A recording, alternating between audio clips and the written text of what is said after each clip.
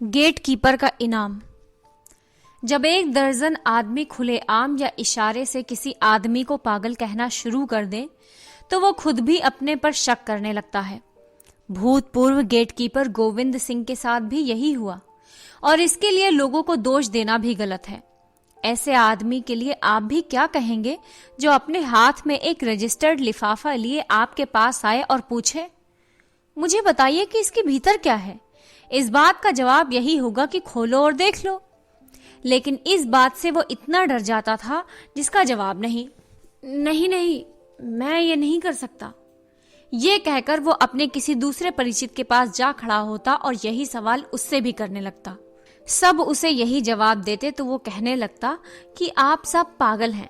फिर किसी ने उससे कहा कि अगर तुम इसे खोलना भी चाहते हो और जानना भी चाहते हो कि इसके भीतर क्या है, तो एक्सरे करवाने के लिए इसे किसी अस्पताल में ले जाओ।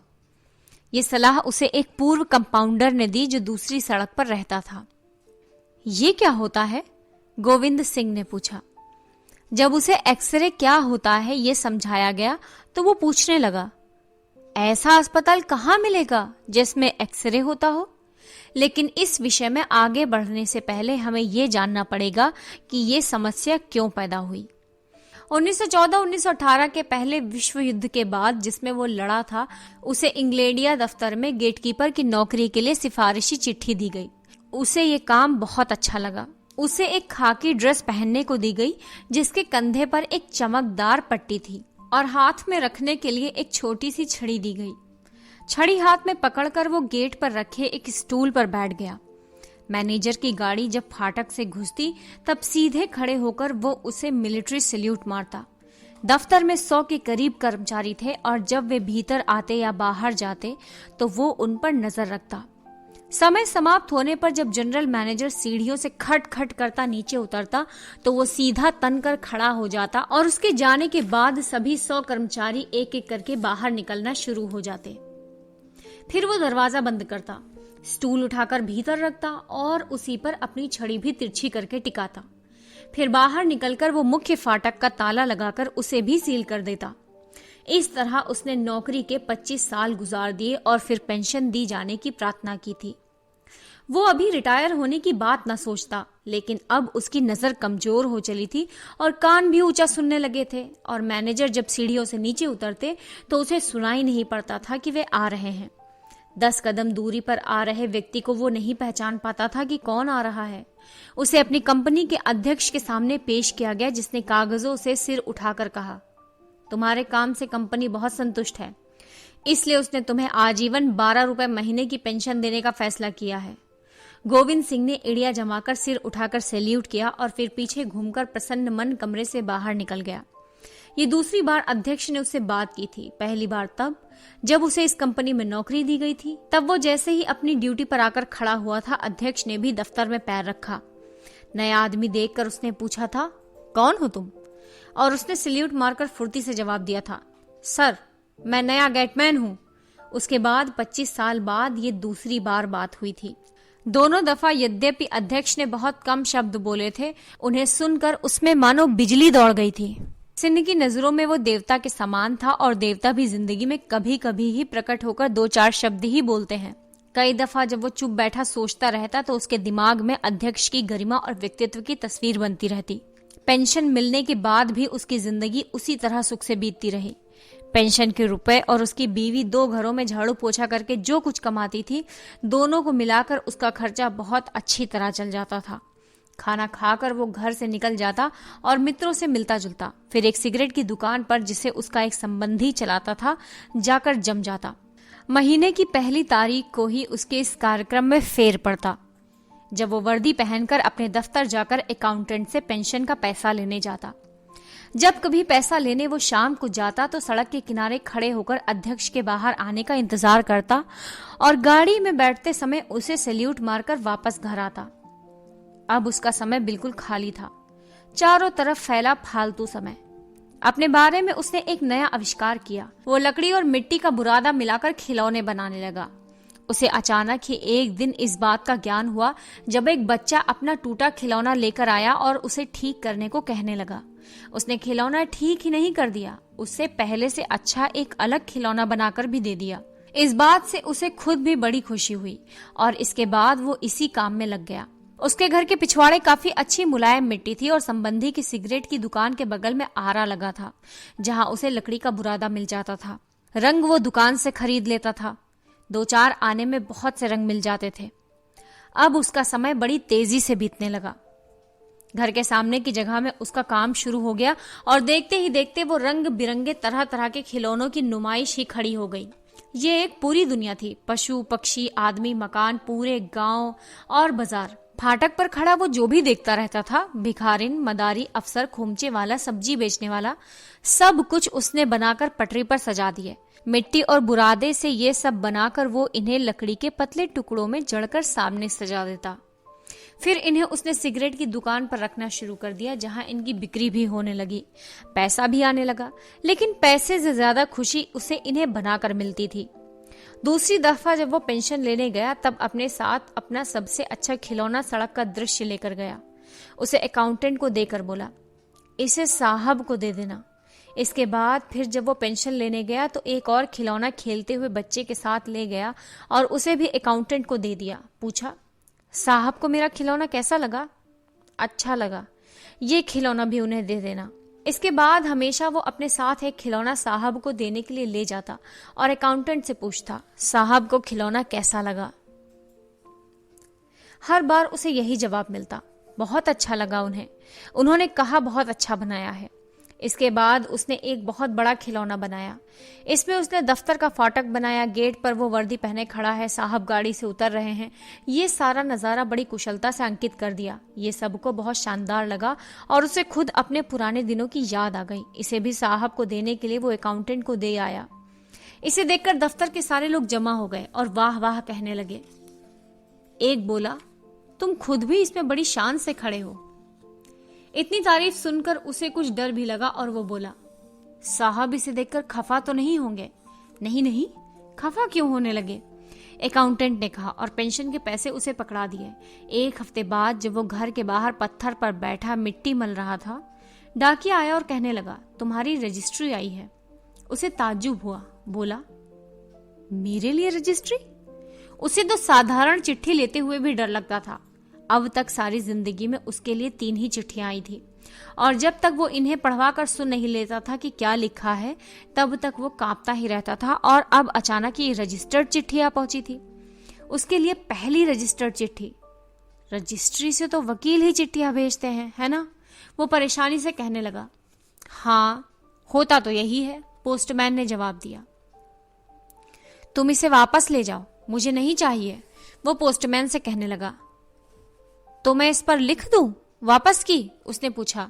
नहीं नहीं, इसे ले जाओ, कह देना मैं मिला नहीं, गोविंद सिंह ने उत्तर दिया। ये नहीं हो सकता, पोस्टमैन ने गंभीर होकर कहा। अब सिंह को दस्तखत करने और चिट्ठी ले लेने के अलावा कोई उपाय नहीं सूझा। चिट्ठी लेकर वो जमीन पर बैठ गया और उसी को घूरने लगा।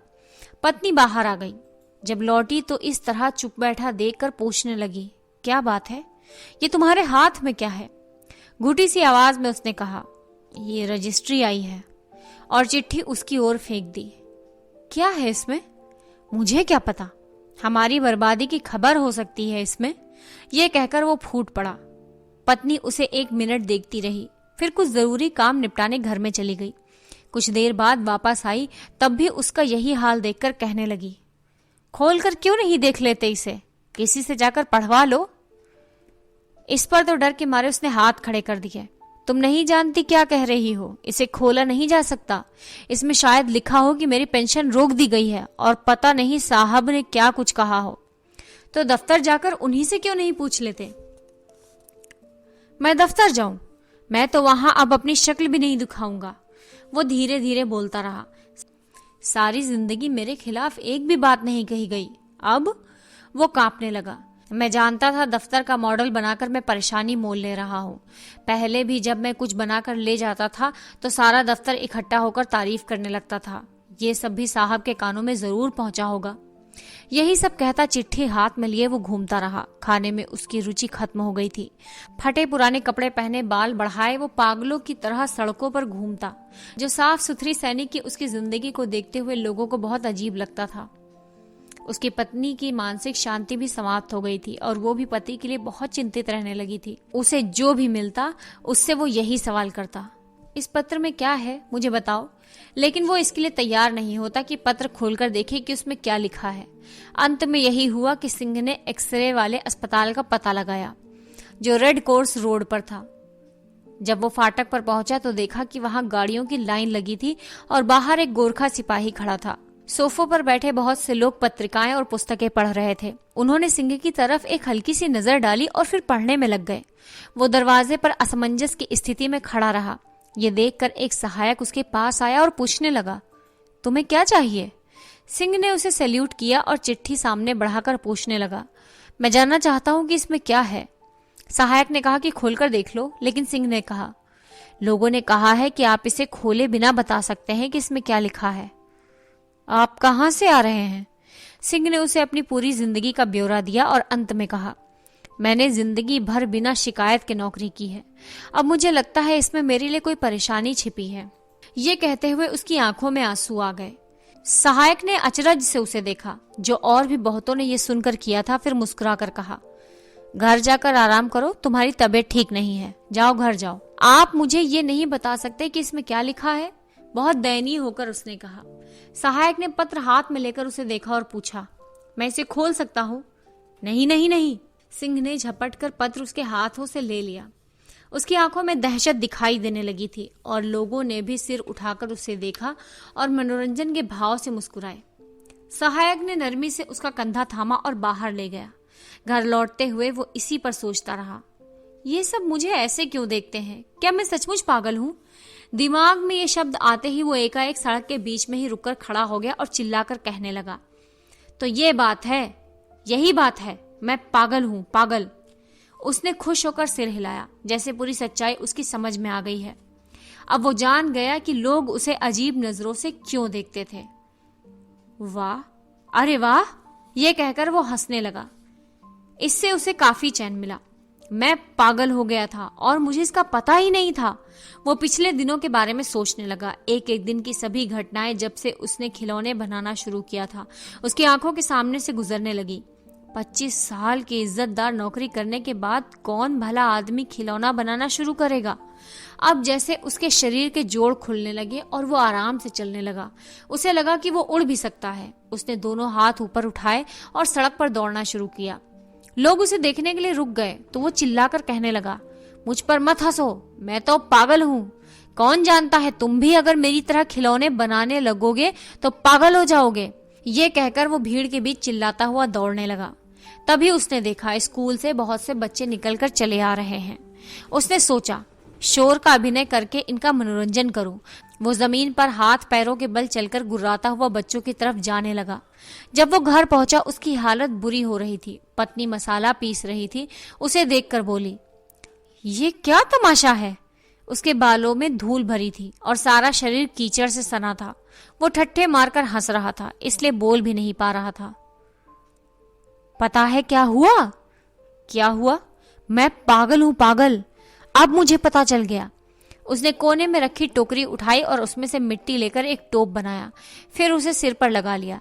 नीचे जमीन पर नए बनाए खिलौने रखे थे। पिछली दफा दफ्तर जाने के बाद से उसने गांव का एक मॉडल बनाना शुरू किया था।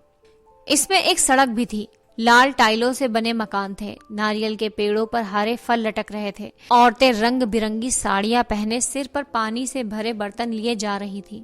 ये प्रेरणा उसके अपने बचपन के दिनों की यादों से जो उसने गांव में बिताए थे मिली थी। आज तक बनाए सब मॉडलों में इतना बड़ा और शानदार ये पहला प्रयत्न था। इस पर काम करते हुए वो अपार सुख का अनुभव करता रहा था।